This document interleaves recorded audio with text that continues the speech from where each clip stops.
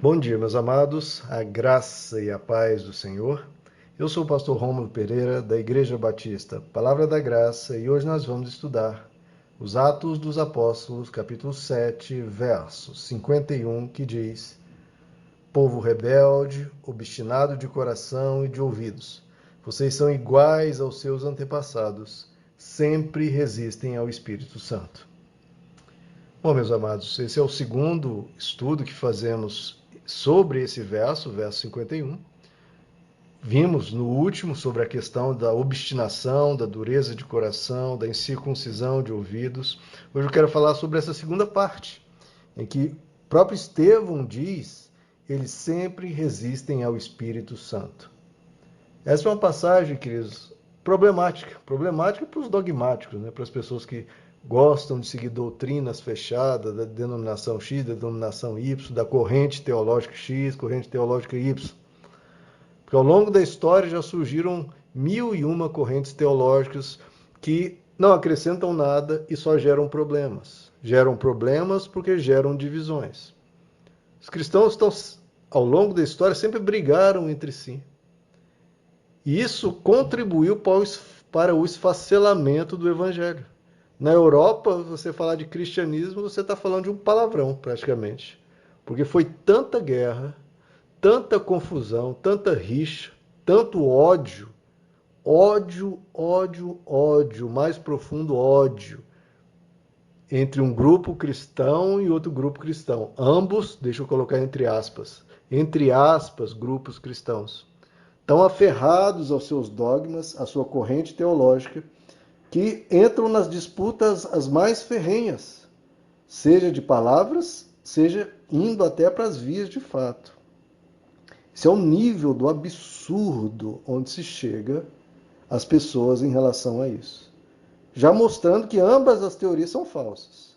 Porque se qualquer uma delas seguisse o evangelho, antes de qualquer coisa, respeitaria o ser humano, não entraria em conflitos, não geraria brigas e muito menos encheria o coração de ódio. Se encher o coração de ódio, a pessoa já está completamente errada.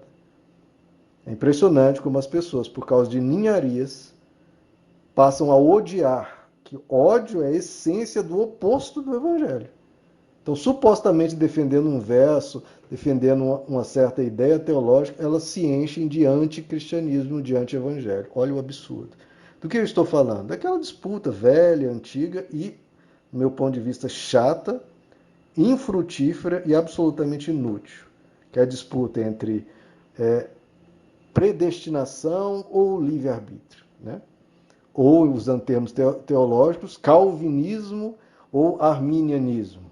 Deus predestina as pessoas ou não, as pessoas que escolhem para onde querem. Essa disputa velha, antiga, que não serve para absolutamente nada.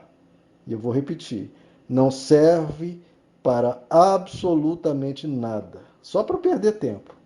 As pessoas ficam discutindo isso ou estudando isso. Inútil, não serve para nada isso. Não contribui para a vida humana, não exalta Deus, não serve para nada. Por quê? Porque se a pessoa souber que é calvinismo ou arminianismo, predestinação ou livre-arbítrio, isso vai mudar o que na vida dela? Alterou o quê? Ela não é secretária da Santíssima Trindade para estar lá junto com Deus executando, né, a salvação, se é através da predestinação ou do livre-arbítrio. Se ela fosse o secretário, o ministro de Deus, que vai lá no céu, deixa que eu assinar, né, a salvação da pessoa. E aí, para fazer essa assinatura, eu preciso saber. Se for livre-arbítrio, eu tenho que saber a decisão da pessoa. Ou se for pela soberania predestinatória de Deus, eu preciso consultar a Deus qual é o destino final dessa pessoa. Se a pessoa fosse tal secretário, se houvesse tal secretário, aí esse conceito seria útil. No mais, é ridiculamente inútil. Mas as pessoas gastam horas com essa, me desculpe, bobagem. Inútil. E o evangelho cansa de mostrar que não é nenhuma das duas coisas. Por que há tanta briga? Porque um lado seleciona ali 10, 20, 30, 40 versículos para mostrar que é a corrente correta, e o outro lado seleciona 40, 50 outros versículos para mostrar que a corrente deles é correta. E aí ficou uma guerra de um jogando Bíblia contra o outro. E ninguém para pensar, peraí, se o outro lado tem tantos versos bíblicos, talvez o outro lado também esteja certo. A pessoa nem tem essa humildade de cogitar isso, que talvez não seja duas coisas contraditórias, talvez as duas coisas sejam complementares, que é a ideia chamada do compatibilismo, ou seja, que as duas coisas ocorrem ao mesmo tempo. Deus, ele tem a sua soberania, ele age para salvar o ser humano, mas o ser humano também participa disso, ele também acolhe, ele também escolhe. Porque se Deus simplesmente violentasse a vontade humana, ele iria contra o que nos faz humanos, né? Nós seríamos robôs. Ele nos faria de máquinas, né? Vindo, rompendo com a nossa integridade de consciência e nos colocando numa direção. Mas veja aqui nesse verso que estamos vendo, pessoas resistindo ao Espírito Santo. E a doutrina da predestinação diz que é uma salvação irresistível. E aqui está escrito, sempre resistem ao Espírito Santo. Então, a própria história inteira do povo de Israel, narrada em todo o Antigo Testamento e a parte aqui do Novo Testamento, a gente vê essa resistência ocorrendo o tempo todo. Sempre resistem, não é uma resistência que ocorreu ali, não, sempre resistem ao Espírito Santo. Então veja como às vezes Deus quer operar uma salvação numa pessoa e a pessoa pode rejeitar. Pode rejeitar, como o apóstolo Paulo diz em Efésios 4,30, não entristeçais o Espírito Santo de Deus. Algumas pessoas entristecem o Espírito Santo de Deus. E o próprio Jesus, nem o próprio Deus falando, as pessoas não acreditam. Tão aferradas estão à sua doutrina teológica, não interessa o que Deus diz, Jesus diz, eu fico aqui com o meu teólogo favorito. Jesus diz em Lucas 7, verso 30, os fariseus e os peritos na lei rejeitaram o propósito de Deus para eles, não sendo batizados por João. Rejeitaram o propósito de Deus. Ou seja, Deus tinha um propósito para com eles e eles rejeitaram. Então, existe a ação de Deus para resgatar pessoas, mas a pessoa pode dizer não. Não. Se a pessoa escolher não, não é.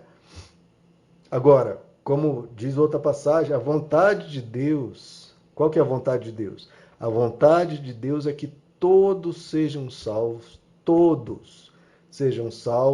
e cheguem ao pleno conhecimento da verdade. Essa é a vontade de Deus. Por ele salvaria todos. Só que muitos, e ele atua para isso, ele fala no coração humano, ele ministra a sua revelação, seja através das escrituras, seja através de sonhos, seja através da história humana, experiências de vida, através da natureza, de mil formas. Deus fala ao ser humano. Mas o ser humano pode acolher ou não. Mas há vários versos que falam, comentam sobre predestinação. E como é que funciona isso? Já que existe a ação humana, já que existe a liberdade humana. Então, por que Deus fala de predestinação? Em parte, queridos, eu acho que isso em parte é o apóstolo Paulo usando uma linguagem que era comum aos gregos, parte de algumas filosofias gregas tinham essa ideia de destino, né? De determinismo, de fatalismo. Algumas linhas da filosofia grega, que era muito vastamente comum, difundida na época, e eram conceitos inerentes muito divulgados ao longo de todo o Império Romano. Então era a cultura da época, e o apóstolo Paulo simplesmente pegou essas palavras da cultura da época para instruir as pessoas no Evangelho. Se ele falar da graça de Deus que vem e salva de forma gratuita, de forma imerecida, né? Quem salva o ser humano não é o ser humano por obras, é Deus morrendo na cruz que perdoa os pecados e salva o ser humano. Em vez de falar de graça, sobre a graça de Deus, que é um conceito aos quais os gregos não conheciam, então ele fala de predestinação. O que é predestinação? É Deus vindo e salvando o ser humano, mesmo ele não merecendo. Que, de certa forma, não é exatamente a mesma coisa, mas é a graça de Deus. Ele simplesmente quis converter o conceito da graça para um conceito mais amigável para os gregos, para os romanos, para eles entenderem, até terem a condição depois de compreenderem com mais detalhes o que a graça quer dizer, que é um pouco diferente da predestinação. Mas ainda assim a predestinação existe de certa forma. Qual forma? É o que o apóstolo Pedro nos diz claramente. Ele descreve exatamente como isso funciona, lá em 1 Pedro, capítulo 1, verso 2. Ele diz, ele cita os irmãos para quem ele está dirigindo a carta e ele fala, vós escolhidos, ou seja, eleitos, né, que é a palavra que os calvinistas gostam, né? Vocês, escolhidos, eleitos, predestinados. Opa, tá, chegamos aí, tá vendo? Tá vendo como Deus escolhe, como Deus seleciona, como Deus elege, como Deus predestina? O apóstolo Pedro concorda, sim, mas ele explica. Predestinados, escolhidos, de acordo com o quê? Com o pré-conhecimento de Deus Pai. Com pré-conhecimento do quê? Então, Deus, ele pré-conhece, ele conhece antecipadamente o quê? O coração daquela pessoa. As decisões que aquela pessoa vai tomar. Qual caminho de vida aquela pessoa escolhe. Como antes mesmo da pessoa nascer. Deus sabe tudo. Deus conhece todos os dias da nossa vida, antes que qualquer um deles exista. Então, ele sabendo a escolha daquele indivíduo, todas as escolhas dele, absolutamente todas, então Deus vai e predestina essa pessoa. Essa pessoa escolhe a vida, escolhe a paz, escolhe o amor, escolhe a minha palavra, escolhe a mim, escolhe a Jesus Cristo. Bom, essa pessoa, antes dela mesmo nascer, eu já vou predestiná-la, já vou ajudá-la, já vou conduzi-la, já vou fortalecê-la no caminho da salvação. Pronto. Olha como é simples. Gasta aqui poucos minutos para resolver um problema de séculos, de uma briga, de uma confusão, que geram ódio, gera matança. Absolutamente ridículo e absolutamente desnecessário. Se tivesse até alguma necessidade para tal, mas não há necessidade alguma. Agora, diante de tudo isso, queridos, vale a recomendação da sapiência imensa do bispo Agostinho, Santo Agostinho, que dizia, irmãos, nós temos diferenças. Como é que a gente lida com ela? É simples.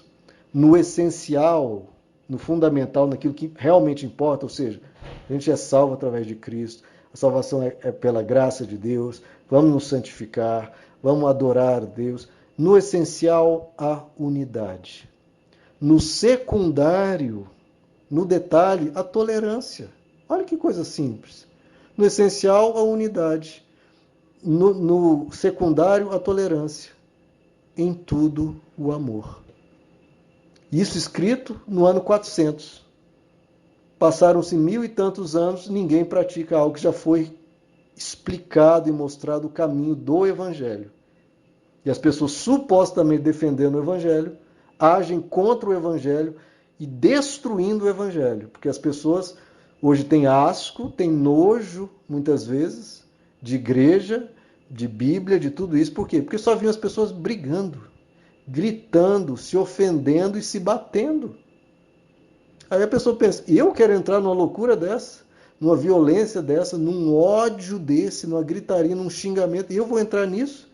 Se eles não se resolvem, se eles não andam em comum acordo, por que eu vou entrar nisso? Então vamos aprender, queridos, a simplicidade do Evangelho. Vamos viver o que Jesus disse, que é amar, que é fazer o bem, em vez de perder tempo com essas tolices. E vamos praticar o que Santo Agostinho nos diz. No essencial, a unidade. No secundário, a tolerância. Em tudo, o amor. Meus amados, que Deus os abençoe. A graça e a paz do Senhor.